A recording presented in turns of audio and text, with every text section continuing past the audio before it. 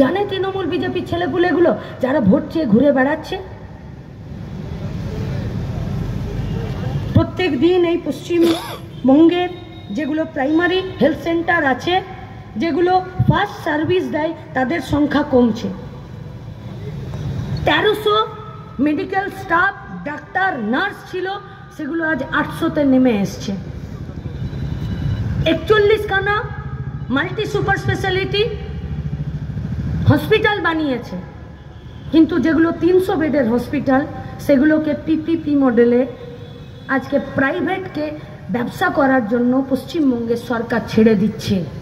বাবুল সুপ্রিয়র হিম্মত হয়নি ঝালমুড়ির ঠোঙাটা নামিয়ে দিয়ে মমতা ব্যানার্জির সাথে পার্লামেন্টে এই বিষয়ে আর্গুমেন্ট করার, তাই পশ্চিমবঙ্গের আসানসোলটা ছেড়ে গিয়ে বালিগঞ্জের সিটটা তার মনে হয়েছে সেফ। আর আজকে গোটা পশ্চিম বর্ধমানের আসানসোল শিল্পাঞ্চলের লোকদেরকে জলে ফেলে দিয়ে আজকে বালিগঞ্জে গিয়ে সেখানে বসে আছে। শত্রুঘ্ন সিনহা জানেন 2003 সাল, 4 সাল, 6 সালে যারা বিজেপির মন্ত্রী ছিল, ফ্যামিলি এন্ড হেলথ ওয়েলফেয়ারের যারা ছিল, बीजेपी आर्ट एंड कल्चर है, कौन सा देश का नारा ये लोग देना चाहता है?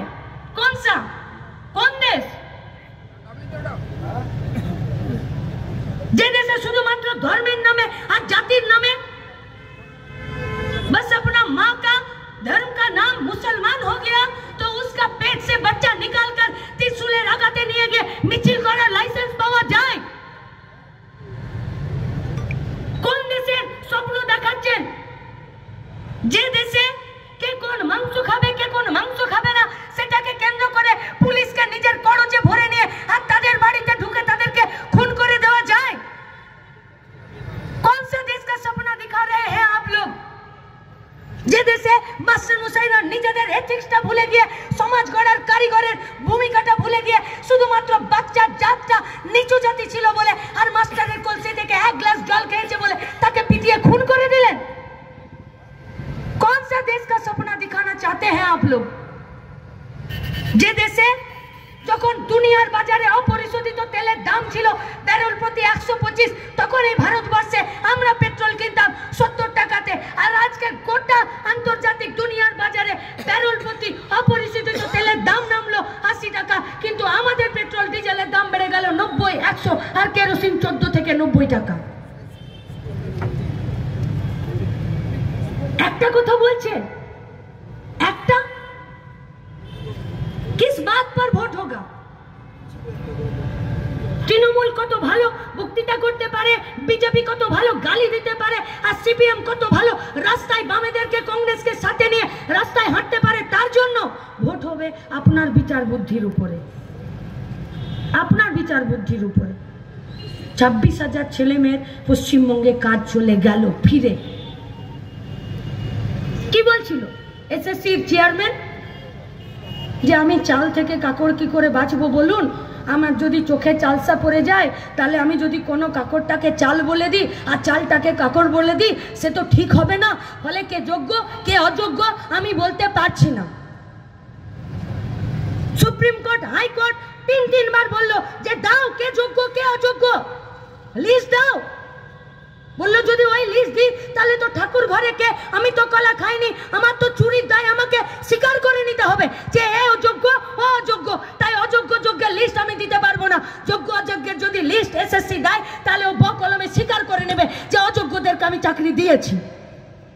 কিন্তু কোন পুড়িয়া মুদি খাওয়ালো তোমাকে এসএসসির কমিশনকে, চেয়ারম্যানকে?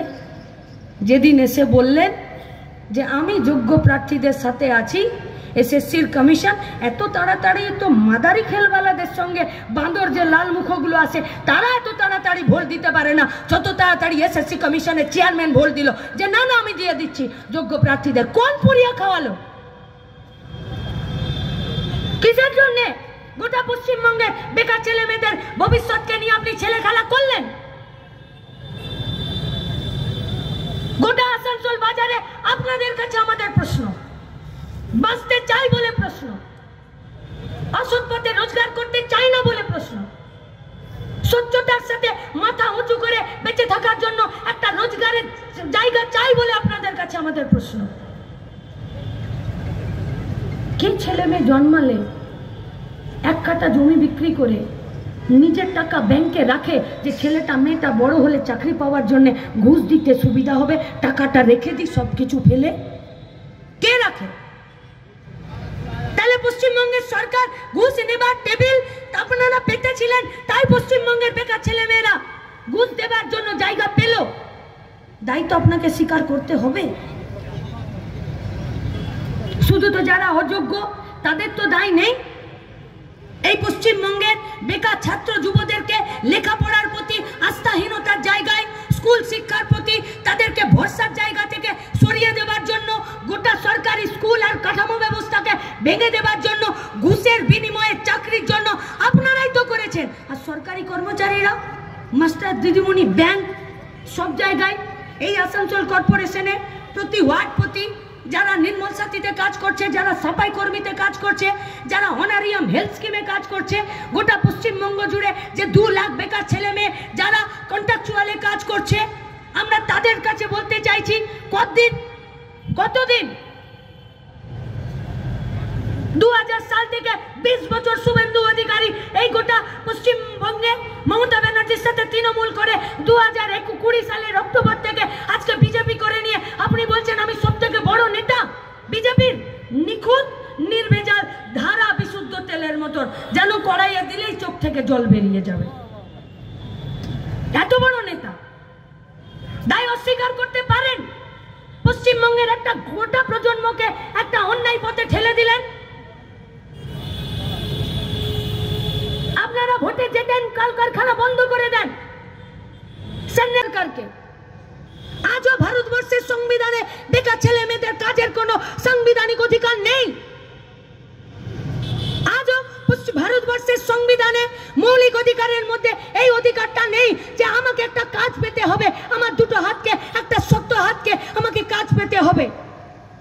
मनमोहन सिंह सरकार বাইরে থেকে 62টা एमपी वो लोग बोले थे, मनमोहन सिंह पूछे थे कि आप लोगों को क्या चाहिए?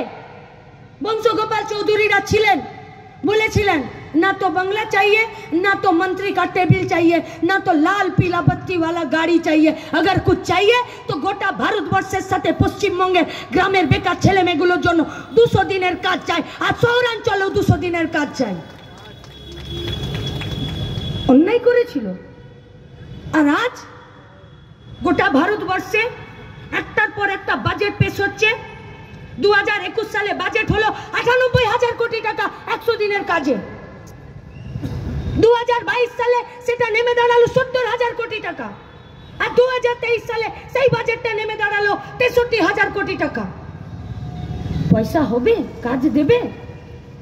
আরে আপনার তো দেব মিমি নুসরাত ছিল, ওদেরকে বলুন পাউটটা করে সেলফিটা না তুলে নির্মলা সীতারামন যখন বাজেট পেশ করে পিছনের বেঞ্চে এসিতে বসে না ঘুমিয়ে আর বেরিয়ে যাওয়ার সময় হাত তোলা পাবলিক না হয়ে আর্গুমেন্ট করতে, সেলফি তুলে কখনো দেশ চালানো যায় না। তাই আজকে সিনেমা হিরো হিরোইনদেরকে এই আসানসোলের মাটিতে গোটা আসানসোলের মানুষকে মাদারি খেল দেখানোর জন্য এদেরকে ভোটে দাঁড় করিয়েছে।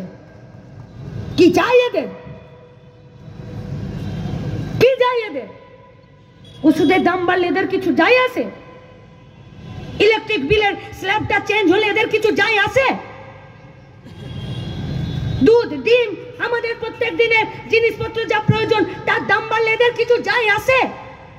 কিচ্ছু যায় আসে না। কেন আসানসোলটাকে নিয়ে এরা প্রতিটা দিন ছেলে খেলা করছে? আসানসোলের বুকে কেন ছেলে খেলা করছে? আসানসোল শিল্পাঞ্চলকে বাঁচানোর জন্য কি ব্লুপ্রিন্ট আছে? বলছে ব্লুপ্রিন্ট তো আমি জানি না, কারণ 2024 সাল চলছে, এখানকার এমএলএ, এখানকার মন্ত্রী বলছে এখন কম্পিটিশন চলছে, আমি আগে জেলে যাব না সরকারটা আগে উঠে যাবে, কে আগে চলে যাবে সেইটা নিয়েই চিন্তা। আমাদেরকে বলছে তোমরা শূন্য, পার্লামেন্টে, বিধানসভাতে আসনের বিচারে শূন্য থেকেও কিন্তু সাবধান।